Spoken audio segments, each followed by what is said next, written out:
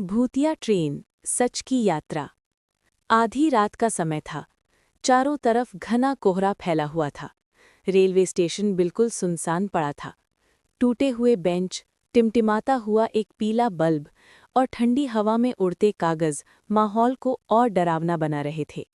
Station पर सिर्फ एक ही इंसान खड़ा था, रवि। रवि घबराया हुआ था।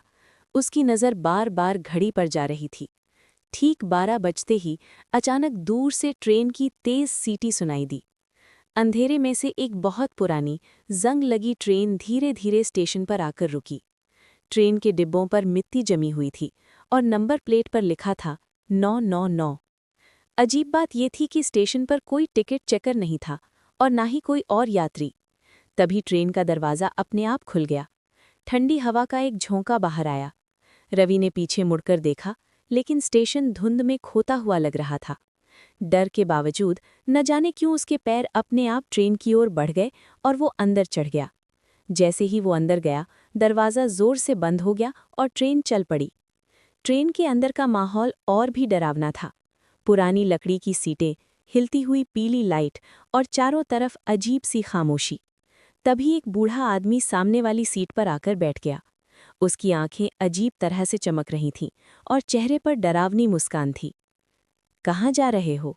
बूढ़े ने भारी आवाज में पूछा। रवि कुछ बोल नहीं पाया।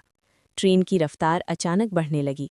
खिड़की के बाहर घना जंगल दिखाई देने लगा, जिसमें लाल लाल आंखें चमक रही थीं। कहीं से बच्चे के रोने की आवाज आई। रवि का दिल तेज तेज धड़कने लगा।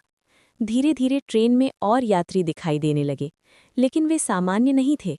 किसी का चेहरा जला हुआ था, किसी की आंखें खाली थीं, सीटों पर अजीब से दाग थे। अचानक लाइट बुझ गई और पूरा डिब्बा अंधेरे में डूब गया। एक तेज चीख सुनाई दी। जब लाइट वापस आई तो एक यात्री गायब था। उसकी सीट पर सिर्फ कपड़े पड़े थे। रवि डर के मारे खड़ा हो गया और इमरजेंसी चेन खींची, लेकिन कुछ नहीं हुआ।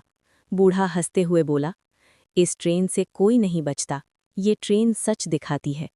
तभी रवि को अपने कान में फुसफुसाहट सुनाई दी, तू भी दोषी है।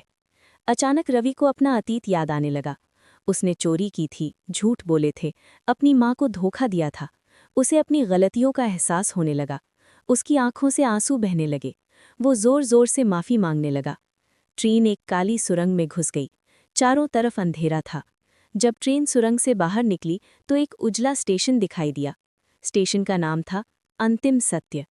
बूढ़ा आदमी ट्रेन से उतरा और उसका असली रूप सामने आया। वो किसी न्यायाधीश जैसा लग रहा था।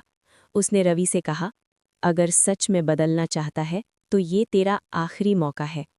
रवि ने दिल से वादा किया कि वो अपनी जिंदगी बदल देगा। तभी एक तेज रोशनी फैली और सब कुछ गायब हो गया। रवि की आंख खुली तो वो उसी स्टेशन की बेंच पर लेटा हुआ था। सुबह हो चुकी थी। पक्षी चहचहा रहे थे और लोग अपने अपने काम में लगे थे। घड़ी में 6 बज रहे थे। सब कुछ सामान्य था, लेकिन रवि को रात की पूरी यात्रा याद थी। उस दिन के बाद रवि पूरी तरह बदल गया। उसने चोरी का पैसा लौटा दिया, सच बोलना शुरू किया और ईमानदारी से काम